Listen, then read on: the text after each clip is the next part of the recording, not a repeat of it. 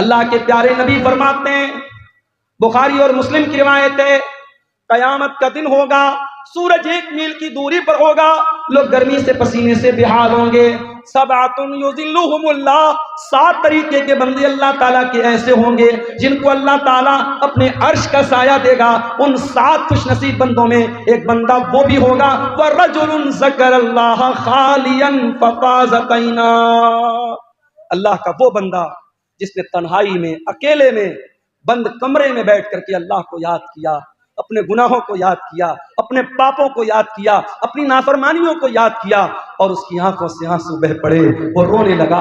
اس اللہ کے خوف سے بہنے والے آنسو کو اللہ تعالیٰ قیامت کے دن ان کی لاج رکھے گا، اور اس انسان کو اللہ تعالیٰ قیامت کے دن گرمی سے بچائے گا، سورج کی تپش سے بچائے گا۔ میرے بھائیوں، میں پھر سے اسی آیت کو پڑھتا ہوں جو خطبہ مسنونہ کے بعد میں نے پڑھی تھی۔ قرآن سوال کر رہا ہے ہم سے اور آپ سے، الم یأن للذین آمنوا ان تخشع قلوبہم لذکر اللہ، اے ایمان والو، کیا ابھی وہ سمے نہیں آیا کہ اللہ کا کلام سن کر کے تمہارے دل پگھل جائے؟ میرے بندو، اس قرآن کو ہم نے کسی پہاڑ کے اوپر بھی اتارا ہوتا تو پہاڑ بھی اللہ کے خوف سے ریزہ ریزہ ہو جاتا، پہاڑ بھی اللہ کے خوف سے چور چور ہو جاتا، چکنا چور ہو جاتا۔ ہمارے دل، ہمارے سینے کے اندر جو دل ہے میرے بھائیوں، یہ دل تو بڑا ملائم سا دل ہے، بڑا سافٹ سا دل ہے، یہ تو گوشت پوست کا بنا ہوا دل ہے۔ قرآن کہتا اگر ہم پہاڑ کے اوپر بھی قرآن کو اتارا، اللہ کہہ رہا ہم نے قرآن کو اتارا ہوتا تو پہاڑ بھی اللہ کے خوف سے ریزہ ریزہ ہو جاتا۔ اس کا مطلب یہ ہوا اگر قرآن کی آیتوں کو سننے کے بعد بھی ہمارے دل کے اوپر کوئی اثر نہیں پڑ رہا ہے میرے بھائیوں، اس کا مطلب یہ ہوا کہ ہمارے دل پہاڑ سے بھی زیادہ کٹھور ہو چکے ہیں، پتھر سے بھی زیادہ کٹھور ہو چکے ہیں۔ میرے بھائیوں، آج الحمدللہ شیرشاہ آبادی برادری میں ہم بڑے فخر کے ساتھ کہتے ہیں کہ صاحب ہم لوگ اہل حدیث ہیں۔ ابھی ارریہ کے کسی سیاسی لیڈر نے اس برادری کے بارے میں کچھ نازیبا باتیں کہی تو میں نے کل جماعت کے بڑے علماء کے بیانات دیکھے کہ نہیں صاحب یہ غلط بات ہے، ہماری برادری کے اوپر بہت بڑا الزام لگایا جا رہا ہے۔ ہم بڑے فخر کے ساتھ اپنے آپ کو اہل حدیث کہتے ہیں، لیکن کبھی ہم نے غور کیا کہ اہل حدیث کا مطلب کیا ہوتا ہے؟ کیا سینے پر ہاتھ باندھ لینا، آمین زور سے بول لینا، نماز میں رفع الیدین کر لینا، 8 رکعت تراویح پڑھ لینا، کیا یہی پہچان ہے اہل حدیث کی؟ نہیں میرے بھائی، ہم نے اہل حدیث کا مطلب نہیں سمجھا۔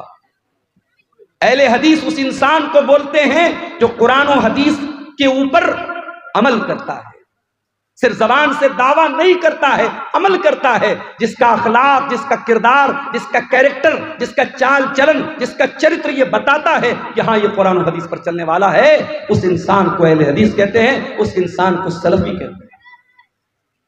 اور آج بھی دنیا میں ایسے لوگ ہیں کہ آپ حیرت کریں گے کہ کیا ایسے بھی لوگ پیدا ہو سکتے ہیں؟ چلیے میں آپ کو ایک سچا واقعہ سناتا ہوں جو لیٹسٹ واقعہ ہے، ہمارے اس دور کا واقعہ ہے۔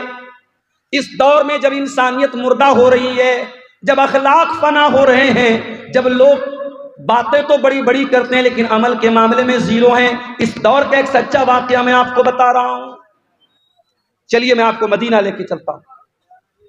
مدینہ کے اندر ایک بہت بڑے عالم ہیں، اس وقت بہت بوڑھے ہو چکے ہیں، ان کا نام ہے شیخ عبد المحسن العباد حفظہ اللہ، بہت بڑے عالم ہیں شیخ عبد المحسن العباد، ان کو محدث مدینہ کہا جاتا ہے، مدینہ کے بہت بڑے عالم ہیں، امام ہیں۔ ان کے بیٹے جن کا نام شیخ عبد الرزاق البدر ہے، وہ مدینہ یونیورسٹی کے اندر حدیث پڑھاتے ہیں اور مسجد النبوی میں حدیث کا درس دیتے ہیں، اور ہزاروں نہیں لاکھوں اسٹوڈنٹس ان سے حدیث پڑھتے ہیں۔ شیخ عبد الرزاق البدر بہت بڑے عالم ہیں، بہت بڑے اسکالر ہیں، اور ان کی شہرت اتنی ہے کہ ایک مرتبہ وہ ملیشیا گئے اور وہاں ایک مسجد میں ان کا درس تھا، تو صرف ان کے اس درس میں 1 لاکھ کے قریب طلبہ اور اسٹوڈنٹ شامل ہوئے تھے۔ اتنی بڑی وہ سیلیبریٹی اور اتنی بڑی شخصیت ہے شیخ عبد الرزاق البدر۔ شیخ عبد الرزاق البدر کے یہاں ایک آدمی ڈرائیونگ کا کام کرتا تھا، گاڑی چلاتا تھا، انڈیا کے آندھرا پردیش کے شہر وجے واڑا۔ وجے واڑا بہت مشہور شہر ہے آندھرا پردیش کا، میں 2 سال وہاں رمضان میں رہا ہوں. بہت اچھے لوگ ہیں, بڑے دیندار لوگ ہیں.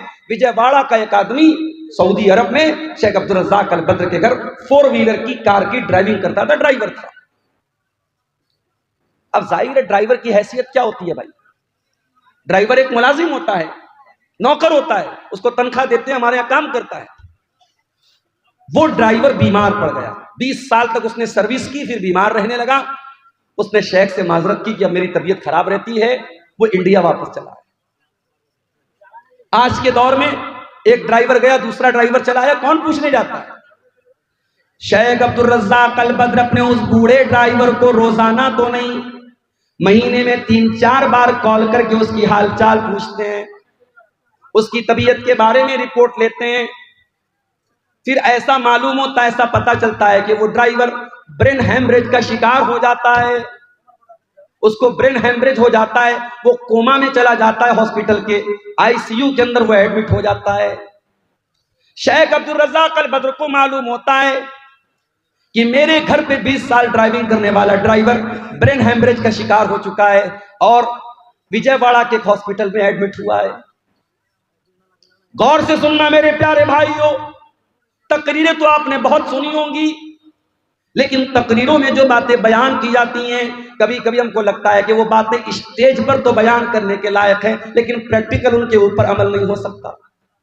لیکن یہ سچا واقعہ جو میں بتانے جا رہا ہوں, یہ سچا واقعہ آپ کو ثبوت دے رہا ہے کہ تقریر کے اندر جو باتیں بیان کی جاتی ہیں, ان باتوں پر اگر انسان عمل کرنا چاہے تو آج کے اس نازک دور میں بھی عمل کر سکتا ہے.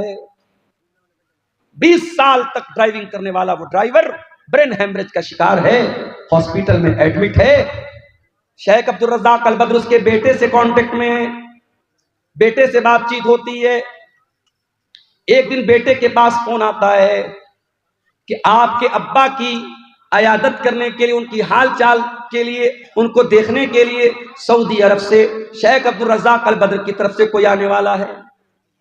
بیٹا سوچتا ہے اتنی بڑی ہستی ہیں, پیسے والے بھی ہیں اور بہت بڑے عالم بھی ہیں, ہو سکتا ہے اپنے کسی نوکر چاکر کو بھیج دے میرے ابا کی حال چال لینے کے لیے. وہ دن طے ہو جاتا ہے, ٹائم طے ہو جاتا ہے, اور اس ڈرائیور کا بیٹا اپنے علاقے کے ایئرپورٹ پر جب پہنچتا ہے, کیا دیکھتا ہے؟ اس ایئرپورٹ پر پہنچنے کے بعد وہ کیا دیکھتا ہے کہ شیخ عبدالرزاق البدر خود فلائٹ سے تشریف لائے ہوئے ہیں. اپنے بوڑھے ڈرائیور, اپنے بیمار ڈرائیور کی عیادت کرنے کے لیے, اس کی حال چال لینے کے لیے, اس کی خبر گیری کرنے کے لیے سعودی عرب سے وجے واڑہ تک کا, آندھرا پردیش تک کا لمبا سفر بغیر کسی اپوائنٹمنٹ کے اور بغیر کسی کو بتائے ہوئے شیخ عبدالرزاق البدر طے کرتے ہیں. میرے بھائیوں, ہمارا حال تو یہ, ہم کٹیہار سے پٹنہ بھی اگر جاتے تو کوئی نہ کوئی مقصد ہوتا ہے, کوئی نہ کوئی کاروباری معاملہ ہوتا ہے, کسی سے پیسے کا لین دین ہوتا ہے, کوئی نہ کوئی دنیاوی مفاد ہوتا ہے. میرے پیارے ساتھیوں, جس دور میں انسان کسی کو بے مطلب سلام بھی نہیں کرتا ہے, ایسے دور میں کیا ایسا بھی اخلاق مل سکتا ہے؟ میرے پیارے بھائیوں, سعودی عرب کی سرزمین سے شیخ عبدالرزاق البدر فلائٹ کے ذریعے آتے ہیں. حالانکہ اگر وہ ایک کال کر دیں, ایک میسج کر دیں, ان کے لاکھوں اسٹوڈنٹ ہیں ہندوستان کی سرزمین پر, جو بچے مدینہ میں جا کے پڑھتے ہیں وہ شیخ عبدالرزاق البدر سے بھی پڑھتے ہیں. جتنے مدنی عالم آپ کو ملیں گے, جو بعد میں جو مدنی عالم ہوئے ہیں وہ سب ان کے شاگرد آپ کو ملیں گے. جتنے بھی مدنی عالم ہیں سب مدینہ میں پڑھے, ان کے شاگرد ہیں. ایک میسج کر دیں, طلبہ کی اور اسٹوڈنٹ کی بھیڑ لگ جائے گی. مگر شیخ عبدالرزاق البدر نے کسی کو نہیں بتایا, بغیر کسی اپوائنٹمنٹ کے اچانک آئے, ڈرائیور کے بیٹے کے ساتھ کار میں بیٹھ کے ہاسپٹل آئے, اپنے اس بوڑھے ملازم کی دیر تک بیٹھ کر کے اس کو دعاؤں سے نوازا, اس کی پیسے سے بھی مدد کی اور ان کے گھر والوں کو تسلی دی, اور پھر واپس چلے گئے. میرے پیارے ساتھیوں, یہ اس دور کے عالم, ایک قرآن و سنت پر بیان کرنے والے اور قرآن و سنت پر عمل کرنے والے ایک عالم کا سچا واقعہ ہمیں یہ بتاتا ہے. میرے بھائیوں کے دل میں اگر اللہ کا ڈر ہو, دل میں اللہ کا خوف ہو, تو قرآن و سنت کی باتیں صرف اسٹیج پر بیان نہیں ہوتی ہیں, ان کے اوپر عمل بھی کیا جا سکتا ہے. اور آج کے دور میں عمل کرنے والے بھی موجود ہیں. ہمارا معاملہ کیا ہے؟ مجھ سے کبھی کبھی لوگ سوال کرتے ہیں, میں ممبئی گیا, لوگ مجھ سے پوچھنے لگے مولانا صاحب لگتا ہے آپ کا پروگرام کٹیہار میں بہت ہوتا ہے. اچھا, کچھ تو چینل والوں کی مہربانی ہے, ایک ہی تقریر کو وہ 10 چینل والے, اب تو یہ ماشاءاللہ گنتی کرنا چاہے تو ہم لوگ گنتی بھی نہیں کر سکتے کتنے کیمرے لگے ہیں, اس میں کیا کیا نام ہے چینل کا یہ بھی نہیں معلوم. اب تو میں ڈرتا ہوں بھائی کون سی بات کب نکل جائے اور یہ چینل والے کیا اس کو عنوان دے دیں. ڈاکٹر ذاکر نائک صاحب کے بارے میں میں نے بڑے ادب کے دائرے میں, بڑی تہذیب کے دائرے میں, اسی سیمانچل میں تقریر میں ان کی کچھ باتوں سے اختلاف کیا. اب چینل والا کیا تھمبنیل ڈال رہا ہے, ڈاکٹر ذاکر نائک حنفی ہو گیا, ڈاکٹر ذاکر نائک اہل حدیث نہیں, اس سے بچو. اب لوگ مجھ سے سوال کر رہے ہیں کہ آپ نے ڈاکٹر ذاکر نائک کے خلاف کیا بولا ہے, کیا بولا ہے. میں نے کہا بھیا جا کے چینل والوں سے پوچھو. تو حالات تو یہ ہے, میں بیان کچھ کرتا ہوں, اس پر رپورٹ کچھ لگا دیتے ہیں. تو لوگ مجھ سے سوال کرتے ہیں ممبئی وغیرہ میں کہ مولانا لگتا ہے آپ کا پروگرام ادھر جو ہے کٹیہار سائڈ میں, سیمانچل سائڈ میں بہت ہوتا ہے. اور حقیقت میں اگر آپ دیکھیں صرف میری بات نہیں ہے, جو بھی ہمارے جماعت کے بڑے بڑے مقررین ہیں جیسے مولانا جرجیت صاحب ہو گئے, اور اسی طریقے سے اور بھی جو بھی اس وقت جو مقررین کو ہم جانتے ہیں, جو چل رہے ہیں یا جن کو سوشل میڈیا پہ سنا جا رہا ہے, اس میں سے بہت سارے لوگ آپ کے سیمانچل میں آتے ہیں. سیمانچل میں جلسے اتنے ہو رہے ہیں, تقریریں اتنی سنی جا رہی ہیں, مگر اثر کیوں نہیں ہو رہا ہے؟ کیا بے پردگی میں کوئی کمی آ رہی ہے؟ کیا شراب کے نشے میں کوئی کمی آ رہی ہے؟ کیا زنا کاری اور بدکاری میں کوئی کمی آ رہی ہے؟ کیا شادی بیاہ میں لین دین میں کوئی کمی آ رہی ہے؟ اسی بہار کی سرزمین پر چمپارن کے ایک ہمارے دوست ہیں, ساتھی ہیں, ہمارے ساتھ پڑھانے والے ٹیچر ہیں, ان کی بیٹی کے رشتے کی بات آئی. لڑکا معمولی سا کوئی کام کرتا ہے, محنت مزدوری کا کام کرتا ہے, 5 لاکھ روپے کی ڈیمانڈ کی اس نے. وہ ٹیچر ہمارے ساتھ پڑھاتے کہنے لگے مولانا یہ حالات ہیں ہماری جماعت کے لوگوں, اہل حدیث لڑکا ہے, گھر والے بڑے پکے اہل حدیث ہیں, 5 لاکھ روپے کی ڈیمانڈ ہوئی ہے کہ لڑکی کی شادی کرنا ہے تو 5 لاکھ روپیہ لے. میرے بھائیوں دعویٰ کرنا بند کر دو اہل حدیثیت کا. تمہارے شادی بیاہ میں اگر تم قرآن و سنت کو فالو نہیں کرتے ہو, لین دین میں اگر قرآن و حدیث کو فالو نہیں کرتے ہو, چال چلن میں قرآن و حدیث پر نہیں چلتے ہو, تو صرف سینے پر ہاتھ باندھ کر اور رفع الیدین کر کے اپنے آپ کو اہل حدیث کہنا بند کر دو, بند کر دو اہل حدیثوں کو بدنام کرنا. ہمارے دل کٹھور ہو چکے ہیں میرے بھائی, اتنی تقریریں سن رہے ہیں مگر کوئی اثر نہیں پڑ رہا ہے. کیوں؟ قرآن کا وہ سوال ہم سے اور آپ سے بھی ہو رہا ہے.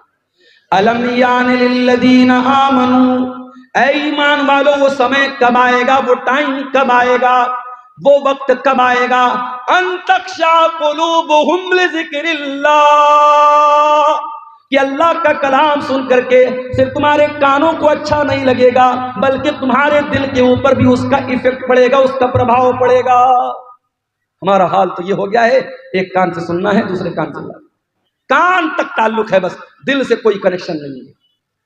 ہمارے نوجوانوں کو دیکھ لو, ہماری بہنوں کو دیکھ لو, نوجوان لڑکیوں کو دیکھ لو, ساری محنت کس پر ہو رہی ہے؟ شریر پر ہو رہی ہے, چہرے پر ہو رہی ہے. لڑکوں کو دیکھو جم جا رہے ہیں, چکن کھا رہے ہیں, مٹن کھا رہے ہیں, کیوں صاحب باڈی بن جائے. لڑکیوں کو دیکھو آدھا گھنٹہ آئینے کے سامنے کھڑی ہیں, کیا کر رہی ہے؟ میک اپ کر رہی ہیں. بیوٹی پارلر میں دلہن جاتی ہے, جانے کے ٹائم جو ہے وہ اس کا کلر کچھ اور ہوتا ہے, آنے کے ٹائم کلر کچھ اور ہوتا ہے, ڈیزائن پورا بدل جاتا ہے. آپ دیکھ لیں میک اپ پر اتنی محنت ہو رہی ہے, لیکن اس پر کوئی محنت نہیں ہو رہی ہے. اللہ تعالیٰ کے یہاں جس چیز کی ویلو ہے میرے بھائیوں, فیس کی ویلو نہیں ہے. اللہ کے یہاں ہماری باڈی کی ویلو نہیں ہے, اللہ تعالیٰ کے یہاں ہمارے دل کی ویلو ہے.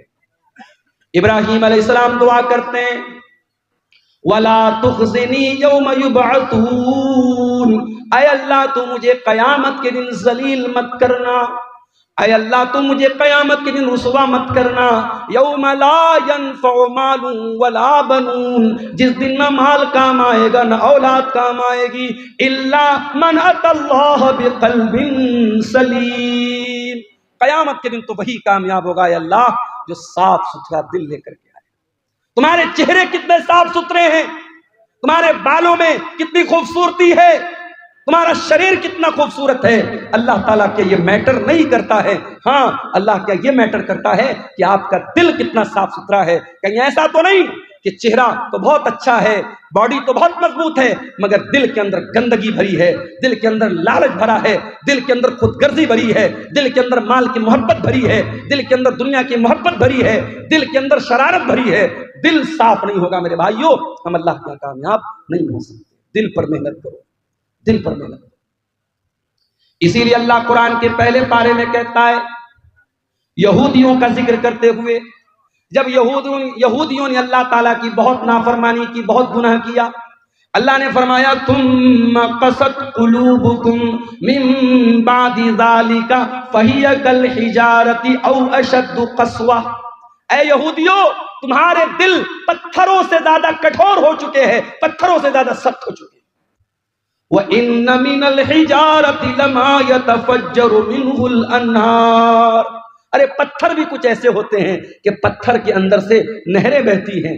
وَإِنَّ مِنْهَا لَمَا يَشَّقَّقُ فَيَخْرُجُ مِنْهُ الْمَاءُ، پتھر تو کچھ ایسے بھی ہوتے ہیں کہ پتھر پر جب بار بار پانی کی بوندیں پڑتی ہیں تو پتھر میں سوراخ ہو جاتا ہے اور پتھر سے پانی رس رس کر کے بہنے لگتا ہے۔ اے یہودیو، اے اہل کتاب، تم نے اتنا اللہ کو ناراض کیا ہے، اتنے غلط کام کیے ہیں، اتنے اللہ کو ناراض کرنے والے کام کیے ہیں کہ تمہارے دل تو پتھروں سے زیادہ سخت ہو۔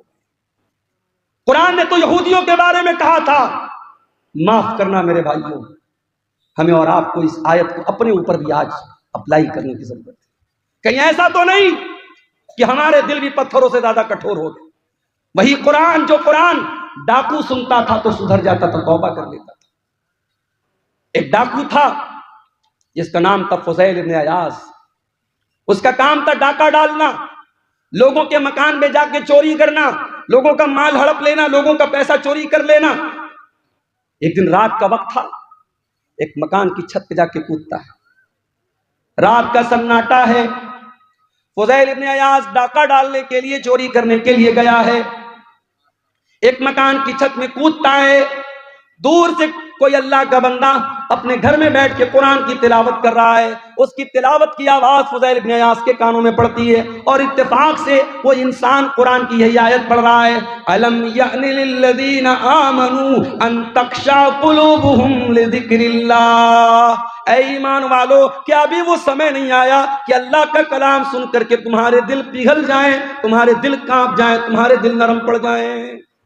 جب یہ آیت حضرت فضیل ابن عیاض کے کان میں پڑی، کہا اے اللہ، میں تیرا اتنا گنہگار بندہ ہوں، کوئی رات میں بیٹھ کے قرآن کی تلاوت کر رہا ہے، کوئی قرآن پڑھ رہا ہے اور میں بیٹھ کے لوگوں کا مال چوری کر رہا ہوں، میں ڈاکہ ڈال رہا ہوں۔ اے اللہ میں توبہ کرتا ہوں تیری بارگاہ میں، وہ ٹائم آ گیا ہے اللہ جس ٹائم کے بارے میں تو پوچھ رہا ہے کہ وہ سمے کب آئے گا، وہ سمے آ چکا ہے۔ فضیل ابن عیاض نے سچی توبہ کی، وہاں سے نکلے، ایک جگہ اندھیرا تھا، بارش کا موسم تھا، لوگ ایک جگہ رکے ہوئے تھے ایک مکان میں اور آپس میں باتیں کر رہے تھے۔ رات بہت ہو گئی ہے، اب ہمیں یہیں رک جانا چاہیے۔ کسی نے کہا نہیں یہاں رکو مت، ہمیں چلنا چاہیے، کیا پتا فضیل ابن عیاض نام کا ڈاکو کہیں چھپا ہو اور ہمیں پکڑ کر کے ہمیں لوٹ لے، مار لے، اس سے پہلے کہ ہمارا مال چوری ہو جائے، ہمیں یہاں سے نکل جانا چاہیے۔ فضیل ابن عیاض نے آسمان کی طرف دیکھا، کہا اے اللہ تیرے بندے آج مجھ سے ڈرتے ہیں، انہیں ڈر ہے فضیل ابن عیاض نہ آ جائے، میرا مال چوری نہ ہو جائے، میرے مال پہ ڈاکہ نہ پڑ جائے۔ اے اللہ آج تیرا بندہ تجھ سے سچی توبہ کرتا ہے اور تجھ سے وعدہ کرتا ہے جب تک زندہ رہے گا تیرے گھر کو نہیں چھوڑے گا، اپنی ساری زندگی تیرے گھر کے لیے قربان کر دے گا، تیری مسجد کے لیے قربان کر دے گا۔ فضیل ابن عیاض توبہ کرتے ہیں اور وہاں سے وہ مکہ آتے ہیں اور ساری زندگی اپنے آپ کو خانے کعبہ کے ساتھ جوڑ لیتے ہیں اور اتنے بڑے عالم بن جاتے ہیں، اتنے بڑے امام بن جاتے ہیں کہ ان کو اپنے دور کا سب سے بڑا عالم مانا جاتا ہے اور سب سے بڑے بڑے زاہد اور عابد لوگوں میں ان کا شمار ہوتا ہے۔ قرآن تو وہی ہے میرے بھائی، قرآن وہی ہے، قرآن کی آیتیں وہی ہیں۔ ایک ڈاکو نے سنا اور توبہ کر لی اور ہم اور آپ اس قرآن کو سنتے ہیں اور ہمارے دل پر کوئی اثر کیوں نہیں ہوتا؟ قرآن جواب دے رہا ہے ثم قست قلوبکم من بعد ذالک، تمہارے دل پتھروں سے بھی زیادہ کٹھور ہو چکے۔ اتفاق سے رمضان کے لاسٹ میں عمرہ کرنے کا موقع ملا، اللہ کے فضل و کرم سے، اس کی توفیق سے۔ اب عمرہ کرنے بھی جو لوگ جاتے ہیں، اللہ معاف کرے، اللہ رحم کرے، عمرہ کی برکت بھی دھیرے دھیرے ختم ہو رہی ہے۔ وہاں بھی صاحب طواف ہو رہا ہے، ساتھ میں سیلفی لی جا رہی ہے۔ اب بالی ووڈ کی بڑی بڑی ہیروئنیں صاحب ساری زندگی وہ ننگا پن کرتی رہیں، ناچتی رہیں، گاتی رہیں، اب وہ اپنے گناہوں کو دھونے کے لیے کیا کر رہی ہیں؟ عمرہ کرنے جا رہی ہیں، عمرہ کرنے گئیں۔ اب وہاں کیا ہے صاحب، فوٹو شوٹ ہو رہا ہے۔ مدینہ کے اندر پہنچی تو جو بڑی بڑی چھتری لگی ہے مسجد نبوی کے اندر، اس کے نیچے، میں بالی ووڈ کی ہیروئن نام نہیں لوں گا ورنہ چینل والے بھی فٹ فٹ سے تھمبنیل ڈال دیں گے، وہ بیچاری جا کے وہاں فوٹو شوٹ کر رہی ہے اور آ کر کے پھر اپنا فلمیں بنانے لگی، پھر وہ سارے کام جو فلمی دنیا کے ہو رہے تھے وہ ہونے لگے. اب دھیرے دھیرے عمرہ اور حج کی روحانیت بھی میرے بھائیوں ختم ہو رہی ہے. پہلے وہ دور تھا لوگ جب عمرہ کرنے جاتے تھے, حج کرنے جاتے تھے, جب واپس لوٹتے تھے تو دل کی دنیا بدل جاتی تھی, دل کی دنیا بدل جاتی تھی, ایک چینجنگ آ جاتی تھی, ایک پریورتن آ جاتا تھا. آج کوئی پریورتن نہیں آ رہا ہے. آج پیسہ والا ہے, چلو بھائی چلو, جیسے لوگ پکنک منانے جاتے ہیں, کوئی ممبئی جاتا ہے, کوئی کولکتہ جاتا ہے, کوئی دلی جاتا ہے, چلو ہم عمرہ کر کے چلے آئیں. اب عمرہ کو بھی لوگوں نے پکنک بنا دیا ہے. سچے دل سے کوئی عمرہ کرے, اگر کوئی اپنے حلال کمائی سے اور سچے دل سے کوئی حج اور عمرہ کرے, اللہ کے نبی نے فرمایا کہ لگاتار حج اور عمرہ کرنے سے انسان کے گناہ مٹ جاتے ہیں اور انسان کی غربت اور فقر و فاقہ ختم ہوتا ہے, انسان کے مال میں برکت ہوتی ہے. مگر افسوس ہمارے دل اتنے کٹھور ہو چکے ہیں کہ آج ہم اور آپ عمرہ کرنے اور حج کرنے جا رہے ہیں تو وہاں بھی ہم دنیا داری کر رہے ہیں. میرے پیارے ساتھیوں, یہ دل کے کٹھور ہونے کی.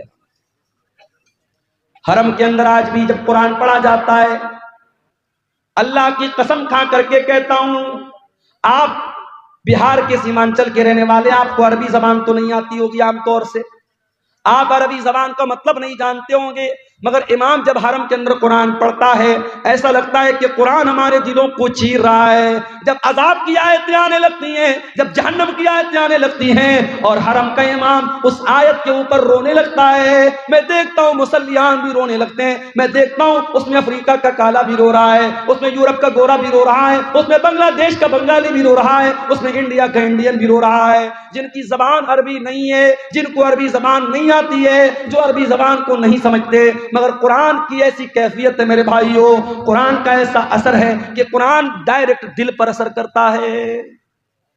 اسی لیے میں اکثر اپنے نوجوانوں سے کہتا ہوں کہ کیا میوزک کے چکر میں پڑے ہو, کار چلا رہے ہو میوزک بجا رہے ہو.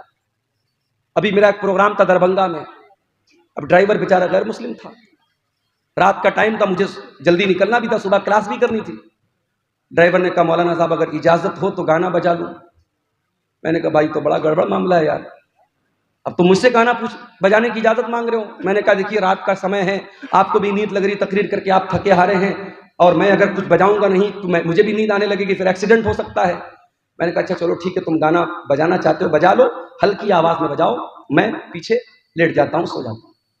تو یہ غیر مسلم کر رہا ہے, چلو بھائی اس کا کوئی اسلام سے تعلق نہیں ہے, مگر مسلمان ڈرائیوروں کو میں دیکھتا ہوں, مسلمان لڑکوں کو دیکھتا ہوں, ان کے کار کا جو ساؤنڈ سسٹم ہوتا ہے اس میں اگر کبھی کبھی ایسا بھی ہوتا ہے نا, میرے سامنے تو گانا نہیں بجاتے ہیں, کبھی کبھی غلطی سے بجنے لگتی جلدی سے بند کر دیتے. تو گانا بجا رہا ہے ہمارا نوجوان, یہ نہیں سوچتا ہے اگر کار چلاتے ہوئے اللہ نہ کرے ایکسیڈنٹ ہو گیا, موت آ گئی, اسی حال میں ہم مر گئے, تو قیامت کے دن جب ہم اٹھیں گے تو اس دن بھی گانا سنتے ہوئے اور گانا بجاتے ہوئے اٹھیں گے. یہ کتنی بد نصیبی کی موت ہوگی, کتنے افسوس کی موت ہوگی.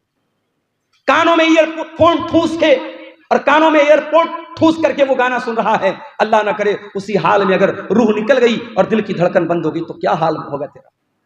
اس لیے کہ اللہ کے نبی فرماتے ہیں ان العبد یبعث علی ما مات علی, بندہ جس حال میں مرے گا اسی حال میں قیامت کے دن اٹھایا جائے گا.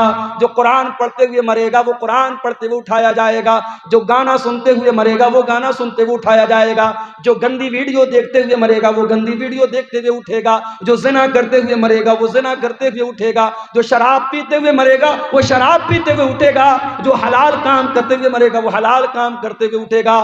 حتیٰ کہ اگر کوئی حاجی حج کرنے گیا ہے, اللہ کے نبی نے فرمایا اگر احرام کی حالت میں حاجی کا انتقال ہو جائے تو اس کو الگ سے کوئی کفن پہنانے کی ضرورت نہیں ہے, اسی احرام کے کپڑے میں اسے کفنا دو.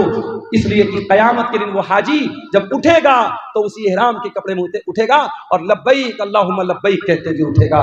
میرے ساتھیوں, اگر آپ کو گانا اور میوزک سے پیار اور محبت ہے اور آپ کے دل کو گانے کی آواز سے سکون ملتا ہے, میوزک سے سکون ملتا ہے, تو یہ اس بات کی پہچان ہے کہ دل کے اندر ایمان بہت کمزور ہو چکا ہے, دل مردہ ہو رہا ہے. اس لیے کہ قرآن کہتا ہے الا بذکر اللہ تطمئن القلوب, ایمان والوں کے دل کو تو اللہ کے ذکر سے سکون ملتا ہے, ایمان والوں کے دلوں کو تو قرآن سے سکون ملتا ہے.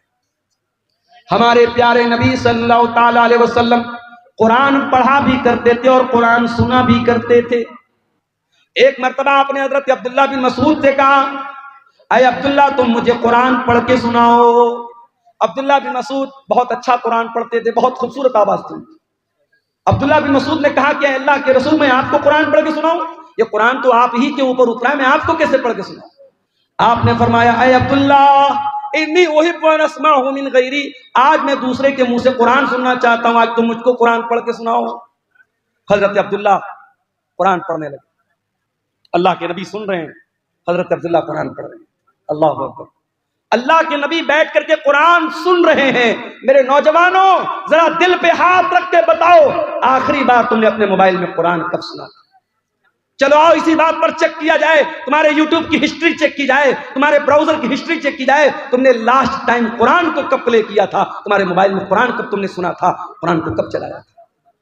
چیک کیا جائے تو شرمندگی اٹھانی پڑ جائے گی، شرمندہ ہونا پڑ جائے گا۔ موبائل آپ لاک کر کے واپس رکھ دیں، نہیں مولوی صاحب رہنے دیجیے۔ یہ حالات ہیں ہمارے، ہمارا نوجوان آج قرآن کو نہ پڑھتا ہے نہ سنتا ہے۔ تمہارے نبی کا حال یہ ہے، نبی قرآن سن رہے ہیں، حضرت عبداللہ قرآن پڑھ رہے ہیں۔ عبداللہ بن مسعود کہتے ہیں میں قرآن پڑھنے لگا، اللہ کے پیارے نبی غور سے قرآن کو سننے لگے۔ میں سورہ نساء کی تلاوت کر رہا تھا، میں پڑھتے پڑھتے جب سورہ نساء کی آیت نمبر 31 کے اوپر پہنچا، فَكَيْفَ إِذَا جِئْنَا مِن كُلِّ أُمَّةٍ بِشَهِيدٍ وَجِئْنَا بِكَ عَلَىٰ هَٰؤُلَاءِ شَهِيدًا۔ اے نبی اس وقت آپ کا کیا حال ہوگا جب ہم ہر امت کے اوپر سے گواہ لائیں گے، اور اے نبی ہم آپ کی امت پر آپ کو گواہ بنائیں گے۔ جب اس آیت پر میں پہنچا، اللہ کے نبی نے کہا حسبک الآن، اے عبداللہ اب رک جاؤ، اب بس کر دو، اب رک جاؤ، اسٹاپ کر دو۔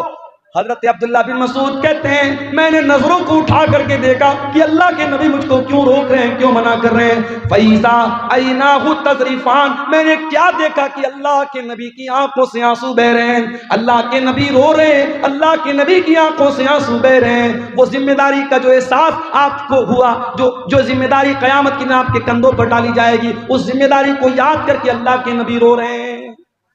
نبی تو روئیں اپنی ذمہ داری کو یاد کر، اور ہم اور آپ بس اسی پر فخر کریں کہ صاحب ہم تو اہل حدیث ہیں، جنت ہمارے باپ کی ہے، جنت کا سرٹیفکیٹ ہم لے کے بیٹھے ہیں۔ ہم اور آپ کبھی ہمیں قرآن پڑھ کر کے اور سن کر کے ہمیں رونے کی نوبت ہمیں نہیں آتی۔ میرے بھائیوں یہ آنکھیں خشک ہیں مولا، انہیں رونا نہیں آتا، یہ آنکھیں خشک ہیں مولا، انہیں رونا نہیں آتا۔ کبھی غور کرو میرے بھائیوں، آخری بار آپ کی آنکھوں سے آنسو اللہ کے خوف سے کب نکلے؟ کسی کے مرنے پہ نکلے ہوں گے، کوئی تکلیف ہوئی ہوگی نکلے ہوں گے، کوئی درد ہوا ہوگا نکلے ہوں گے، مگر ان آنسوؤں سے اللہ کے خوف سے آنسو کب نکلا تھا؟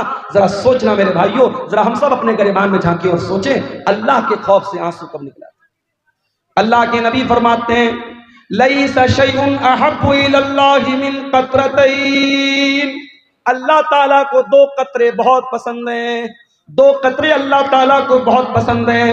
قطرۃ دموع من خشیت اللہ، ایک آنسو کا قطرہ جو انسان کی آنکھوں سے اللہ کے خوف سے نکلتا ہے، اللہ کے ڈر سے نکلتا ہے، وہ آنسو کے قطرے اللہ تعالیٰ کو بہت پسند ہیں۔ وقطرۃ دم تحراق فی سبیل اللہ، اور دوسرا وہ خون کا قطرہ جو اللہ کی راہ میں بہایا جاتا ہے، اللہ کی راہ میں شہید ہونے والا، اللہ کی راہ میں جہاد کرنے والا، اللہ کی راہ میں لڑنے والا، اس کے خون کے قطرے اللہ تعالیٰ کو بہت پسند ہیں۔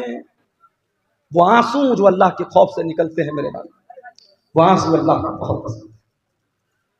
اللہ کے پیارے نبی فرماتے ہیں، بخاری اور مسلم کی روایت ہے، قیامت کا دن ہوگا، سورج 1 میل کی دوری پر ہوگا، لوگ گرمی سے پسینے سے بحال ہوں گے۔ سبعۃ یظلھم اللہ، 7 طریقے کے بندے اللہ تعالیٰ کے ایسے ہوں گے جن کو اللہ تعالیٰ اپنے عرش کا سایہ دے گا۔ ان 7 خوش نصیب بندوں میں ایک بندہ وہ بھی ہوگا وَرَجُلٌ ذَكَرَ اللَّهَ خَالِيًا فَفَاضَتْ عَيْنَاهُ، اللہ کا وہ بندہ جس نے تنہائی میں، اکیلے میں، بند کمرے میں بیٹھ کر کے اللہ کو یاد کیا، اپنے گناہوں کو یاد کیا، اپنے پاپوں کو یاد کیا، اپنی نافرمانیوں کو یاد کیا، اور اس کی آنکھوں سے آنسو بہ پڑے، وہ رونے لگا۔ اس اللہ کے خوف سے بہنے والے آنسو کو اللہ تعالیٰ قیامت کے دن ان کی لاج رکھے گا، اور اس انسان کو اللہ تعالیٰ قیامت کے دن گرمی سے بچائے گا، سورج کی تپش سے بچائے گا۔ میرے بھائیوں میں پھر سے اسی آیت کو پڑھتا ہوں جو خطبہ مسنونہ کے بعد میں نے پڑھی تھی۔ قرآن سوال کر رہا ہے ہم سے اور آپ سے، أَلَمْ يَأْنِ لِلَّذِينَ آمَنُوا أَن تَخْشَعَ قُلُوبُهُمْ لِذِكْرِ اللَّهِ، اے ایمان والو کیا ابھی وہ سمے نہیں آیا کہ اللہ کا کلام سن کر کے تمہارے دل پگھل جائے؟ میرے پیارے نوجوان ساتھیوں، تم سے بھی ایک بات کہنی ہے، نوجوانی بڑی خطرناک عمر ہوتی ہے۔ شیطان سب سے زیادہ اگر کسی عمر کے اندر انسان کو بہکاتا ہے تو جوانی میں بہکاتا ہے۔ جتنا گناہ انسان جوانی میں کر لے گا بڑھاپے میں نہیں کر پائے گا۔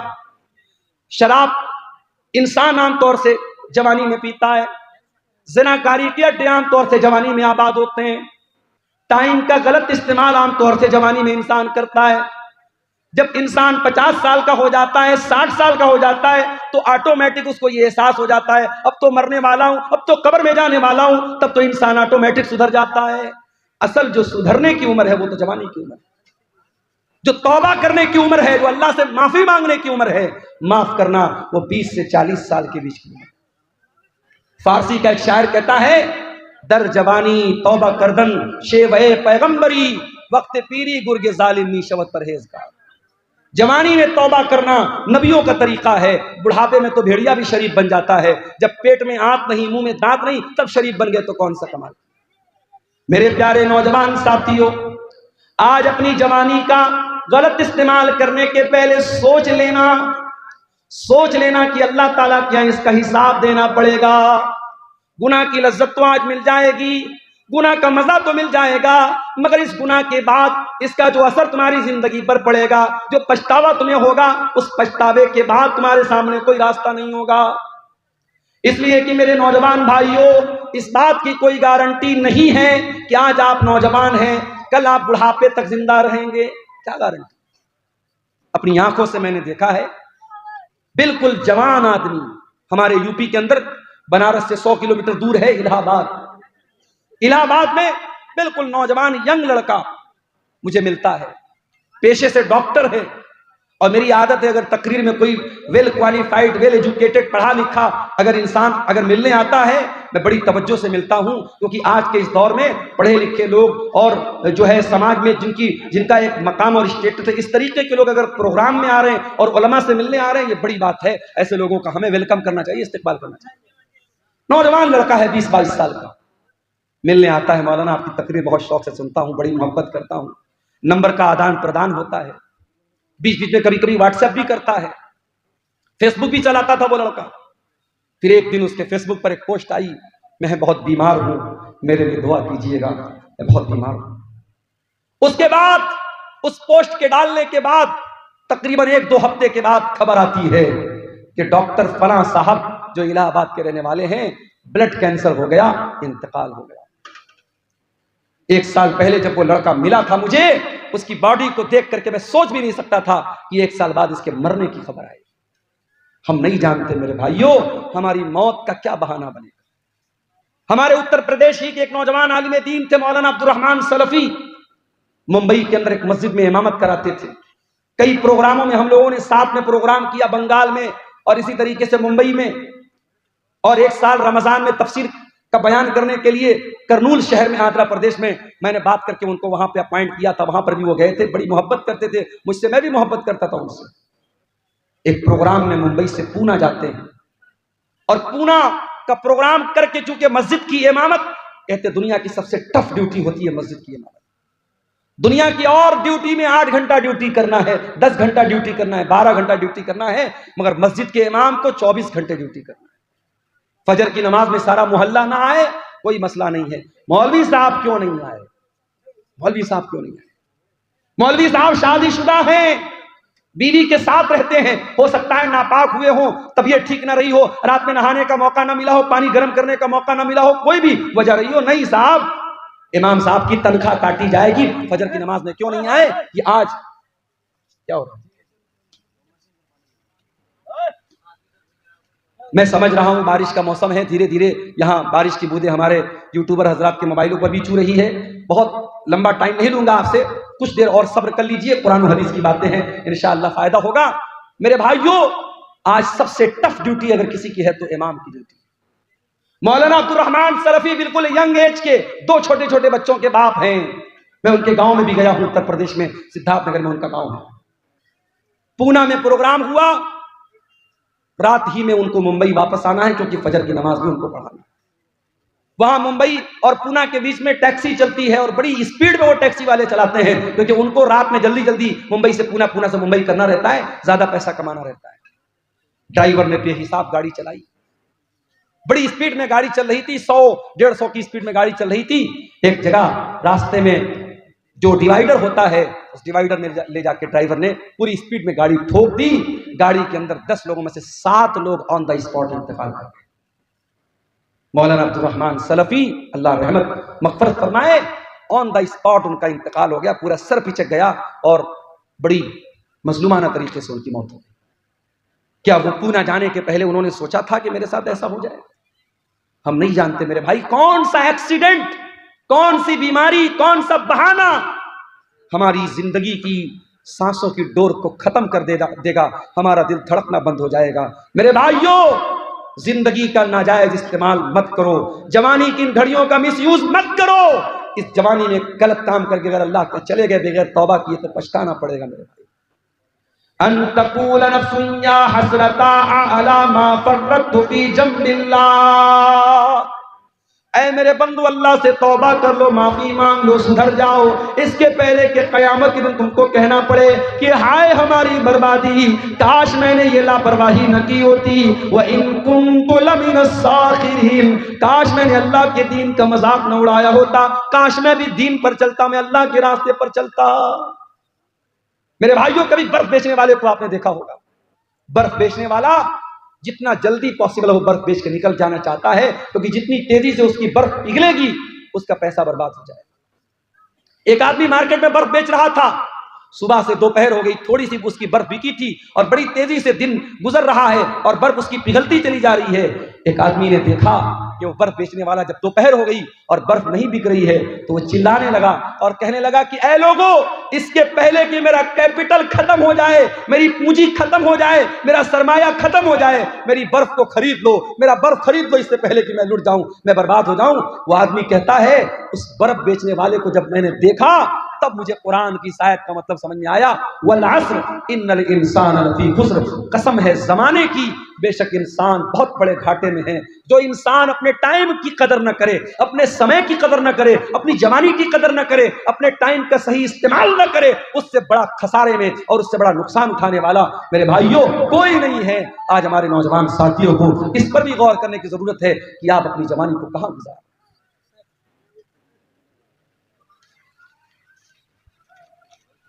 قرآن کا وہ سوال ہم سے اور آپ سے ہو رہا ہے میرے بھائی، الم یان للذین آمنوا ان تخشع قلوبهم لذکر اللہ، کیا ایمان والوں کے لیے ابھی وہ سمے نہیں آیا کہ اللہ کا کلام سن کر کے ان کے دل پگھل جائیں، نرم پڑ جائیں؟ آج ہمارے دل اتنے کٹھور ہو چکے ہیں، مردے کو دفنانے کے لیے قبرستان میں لے کر کے جاتے ہیں، اپنے ہاتھوں سے کفناتے ہیں، دفناتے ہیں، مٹی دیتے ہیں، پھر بھی ہم کوئی احساس نہیں ہوتا کہ ایک دن ہمارے ساتھ یہی ہونے والا ہے۔ میرے پیارے بھائیوں، آج بند کمرے میں لائٹ کو بند کر دیا جائے، پنکھا بند کر دیا جائے، کمرہ بند کر دیا جائے، چاروں طرف سے پیک کر دیا جائے اور اس کمرے میں ہم کو رکھا جائے، ہمارا دم گھٹنے لگے گا، ہم بے چین ہو جائیں گے۔ او لوگوں ذرا تصور کرو، ذرا غور کرو، قبر کے اندر جب آپ جائیں گے میرے بھائیوں، ہم اور آپ جائیں گے، اس قبر کے اندر ہمیں رکھا جائے گا اور مٹی ڈال کر کے لوگ چلے جائیں گے، نہ وہاں کوئی لائٹ ہوگی، نہ وہاں کوئی اے سی ہوگا، نہ وہاں کوئی کولر ہوگا، نہ وہاں کوئی پنکھا ہوگا۔ وہاں اگر اے سی اور کولر اور روشنی ملے گی ہمارے ایمان کی بدولت ملے گی، ہماری نیکیوں کی بدولت ملے گی۔ میرے بھائیوں، دنیا میں اے سی بہت لگوایا آپ نے، دنیا میں پنکھا بہت لگوایا آپ نے، دنیا میں لائٹنگ بہت لگوائی آپ نے، قبر میں وہ لائٹنگ کیسے ملے گی؟ ذرا اس پر بھی غور کرو میرے پیارے ساتھیوں۔ آج دل کی کٹھورتا کا یہ حال ہے، دل کی سختی کا یہ حال ہے کہ قبرستان میں مردے کو دفنانے کے ٹائم بھی ہماری آنکھوں سے نہ آنسو بہتا ہے، نہ ہمارے دل پر کوئی اثر پڑتا ہے۔ اللہ کے پیارے نبی ایک انصاری صحابی کے جنازے میں جاتے ہیں، جنازے کو قبر میں اتارا جا رہا ہے، لاش کو قبر میں اتارا جا رہا ہے اور اللہ کے پیارے نبی قبر کی ایک سائیڈ میں بیٹھے ہوئے ہیں اور آپ کے آس پاس صحابہ بھی بیٹھے ہوئے ہیں۔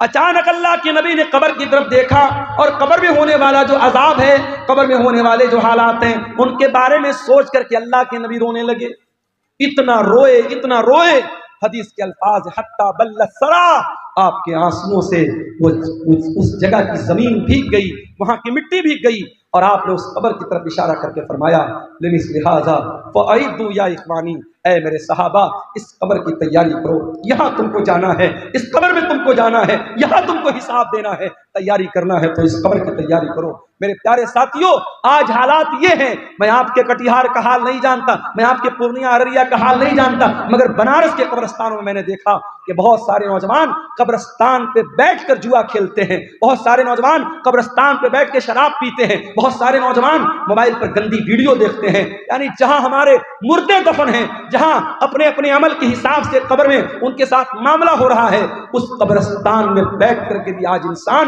اللہ کو یاد نہیں کرتا ہے، موت کو یاد نہیں کرتا ہے۔ الم یعن للذین آمنوا ان تخشع قلوبہم لذکر اللہ، اے ایمان والو کیا ابھی وہ سمے نہیں آیا کہ اللہ کا کلام سن کر کے تمہارے دل پگھل جائے؟ عثمان غنی کو دیکھو میرے پیارے ساتھیوں، کیا ہوا؟ تھوڑا دھیرے دھیرے بات کریں۔ عثمان غنی کون ہے؟ نبی کے داماد ہیں، نبی کے دوہرے داماد ہیں، نبی کی 2 بیٹیاں ان کے نکاح میں آئی ہیں۔